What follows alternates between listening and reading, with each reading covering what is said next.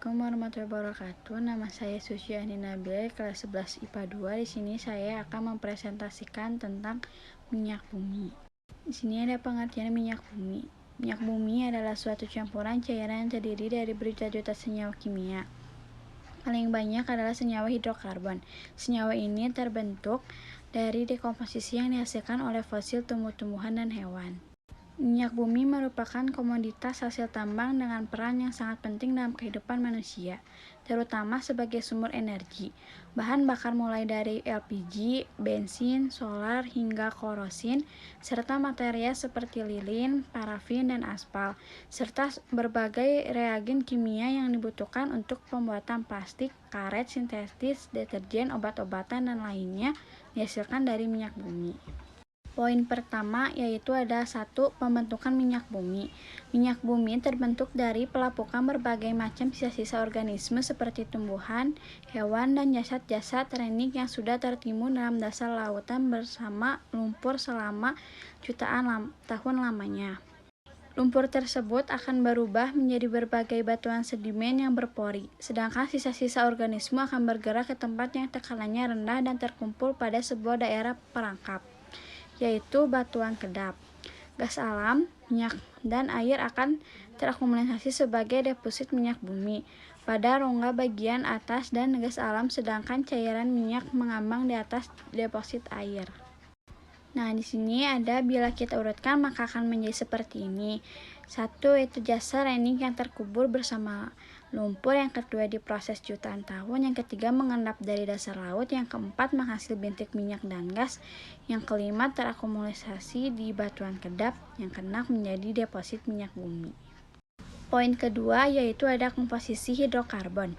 Minyak bumi adalah campuran kompleks yang sebagian besar sekitar 90% hingga 97% terdiri dari senyawa hidrokarbon. Hidrokarbon yang terkadang dalam minyak bumi terutama adalah alkana, sedangkan sisanya adalah silokalana, alkena, alkuna, dan senyawa aromatik. Komponen kecil lainnya selain hidrokarbon adalah senyawa-senyawa karbon yang mengandung oksigen, belerang, ataupun nitrogen. Gas alam sebagian besar terdiri dari alkana suhu rendah C1 sampai C4 dengan metana sebagai komponen utamanya. Selain alkana juga terdapat gas lain seperti CO2, O2, N2, H2S ataupun gas mulia seperti helium dalam jumlah yang sangat sedikit. Poin ketiga yaitu ada penambangan minyak bumi. Proses penambangan minyak dimulai dengan penggalian sumur, memisahkan minyak, gas, dan air, lalu mengekspornya dalam bentuk minyak mentah atau diolah menjadi bahan bakar siap pakai. Ketika sumur pertama kali dioperasikan, yang berarti cadangan minyaknya masih banyak, menaikkan minyak dari perut bumi itu mudah saja. Dibor bisa seperti mengebor sumur, hanya saja dengan kedalaman yang berbeda. Minyak yang dihasilkan disebut sebagai primary recovery. Setelah lama ditambang, cadangan minyak menipis sehingga perlu usaha lebih keras dengan menggunakan sistem injeksi sampai kedalaman reservoir. Cadangan minyak dalam bumi itu menempel di bebatuan atau kerak sehingga dengan injeksi diharapkan minyak bisa terangkat ke permukaan. Minyak yang naik dari sumur itu masih berupa campuran minyak 10-15%, air, dan gas. Campuran itu lalu dikirim menggunakan pipa raksasa ke gathering station untuk dipisahkan karena masih mengandung berbagai bahan campuran yang berbahaya. Pipa berbahan karbon steel ini dilengkapi dengan jalan pemeliharaan sepanjang pipa.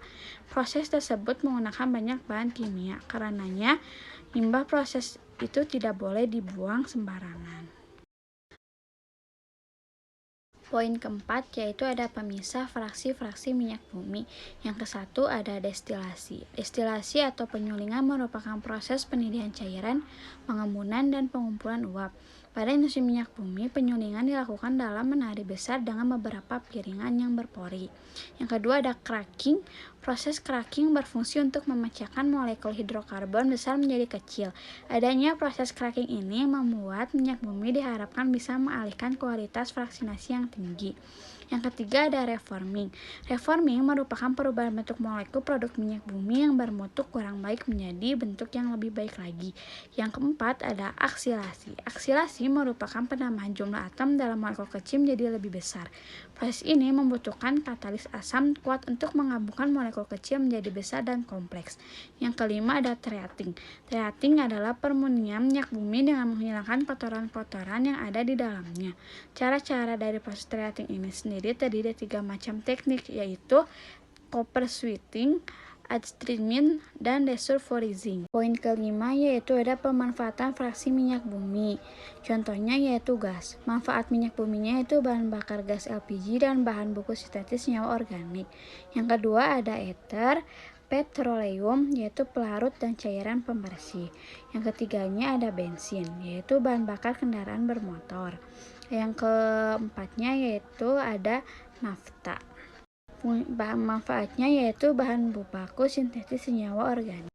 Yang kelima ada kerosin yaitu bahan bakar jet dan bahan bakar kompor parafin.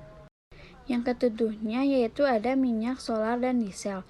Manfaatnya itu bahan bakar kendaraan bermesin diesel dan bahan bakar tungku di industri. Yang kedelapan ada minyak pelumas. Manfaatnya yaitu oli dan pelumas. Yang kesembilan ada lilin, yaitu sebagai petroleum jelly dan lilin parafin untuk membuat lilin, kertas berlapis lilin, lilin batik, dan bahan pengikat seperti semir. Yang kesepuluh ada minyak bakar. Manfaatnya itu bahan bakar kapal, pemanas industri, dan pembangkit listrik. Yang ke-11 ada bitumen atau residu, yaitu material aspal, jalan, dan atap bangunan. Poin keenamnya yaitu ada bahasan khusus bensin. Bensin merupakan bahan bakar kendaraan bermotor yang memiliki peran penting di Indonesia tersedia beberapa jenis bensin. Misalnya Premium, Pertamax, dan Pertamax Plus. Setiap jenis bensin memiliki mutu yang berbeda. Mutu bensin biasanya dinyatakan dengan bilangan oktan atau oktan number. Bilangan oktan ditentukan melalui uji pembakaran sampel bensin sehingga diperoleh karakteristik pembakarannya. Karakteristik tersebut kemudian dibandingkan dengan karakteristik pembakaran sebagai campuran N-heptana dan iso-oktana. Nilai bilangan oktan 0 ditetapkan untuk N-heptana yang mudah terbakar dan menghasilkan ketukan paling banyak, sedangkan nilai 100 untuk iso-oktana yang tidak mudah terbakar dan menghasilkan ketukan paling sedikit. Sebagai contoh, suatu campuran terdiri dari 5% N-heptana dan 75% iso-oktana akan mempunyai bilangan oktan 25/100 dikali 0 ditambah 75/100 kali 100 sama dengan 75. Jadi, Pertamax dengan bilangan oktan 92 akan memiliki mutu bensin yang setara dengan 92% iso-oktana dan 8% N-heptana. Fraksi bensin dari hasil penyulingan umumnya mempunyai bilangan oktan minus 70 yang tergolong relatif rendah. Oleh karena itu, ada beberapa hal yang dapat dilakukan untuk menaikkan bilangan oktan, yaitu 1. Mengubah hidrokarbon rantai lurus dalam fraksi menjadi hidrokarbon rantai bercabang melalui proses reforming. Yang kedua, menambah hidrokarbon olistik ataupun aromatik ke dalam campuran akhir fraksi bensin atau menambah zat adiktif anti ketukan ke dalam bensin sehingga memperlambat pembakaran bensin. Sekian presentasi yang bisa saya sampaikan. Sekian dan wassalamualaikum warahmatullahi wabarakatuh.